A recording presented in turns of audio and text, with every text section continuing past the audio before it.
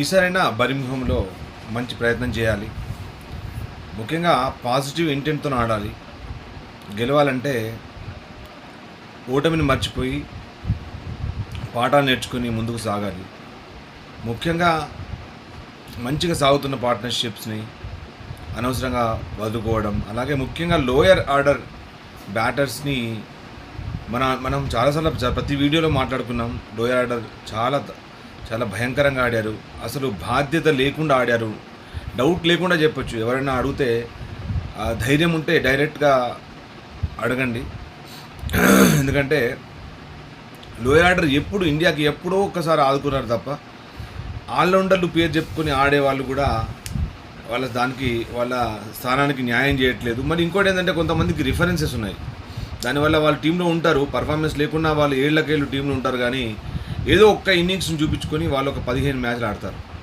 వాళ్ళకి చాలా రిఫరెన్సెస్ ఉన్నాయి. అవి మీకు కూడా తెలుసు ఎవరో.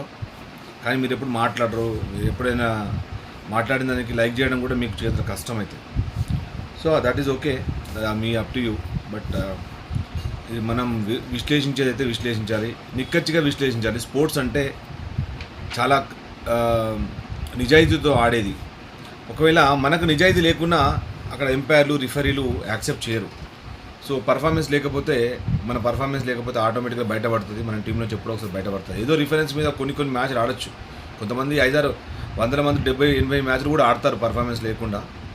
సో అలాగే ఇలాంటి వాళ్ళ వల్ల టీం ఓడిపోతుంది. సో వాళ్ళను పక్కకు పెట్టి మంచి పర్ఫార్మెన్స్ ఉన్న వాళ్ళను, కష్టపడే మనస్తత్వం ఉన్న వాళ్ళను తీసుకుంటే ఖచ్చితంగా జట్టుకు ఉపయోగపడుతుంది. అలాగే ఇదంతా ఆడేది మీరు కాదు, దేశం. మీ పేర్లు మీరే ఉంటాయి, కానీ ఇది ఇండియా అంటారు. ఓడిపోతే ఇండియా ఓడిపోయింది అంటారు తప్ప శుభ్మన్ గిల్ ఓడిపోయాడో, లేకపోతే శార్దూల్ ఠాకూర్ ఓడిపోయాడో, రవీంద్ర జడేజా ఓడిపోయాడో, లేదంటే మన గంభీర్ ఓడిపోయాడో అనరు. ఇండియా ఓడిపోయింది అంటారు. సో ఇండియా అంటే మేము అందరం వస్తాం. సో అందుకని మీరు చాలా జాగ్రత్తగా ఆడాలి.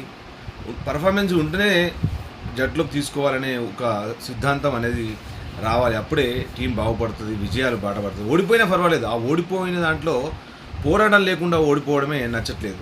ముఖ్యంగా ఒక క్యాచ్ డ్రాప్ అయిపోతే, 2 క్యాచ్లు డ్రాప్ అయిపోతే, 3 క్యాచ్లు డ్రాప్ అయిపోతే ఎట్లా గెలుస్తాం? మ్యాచ్ ఎట్లా గెలుస్తాం?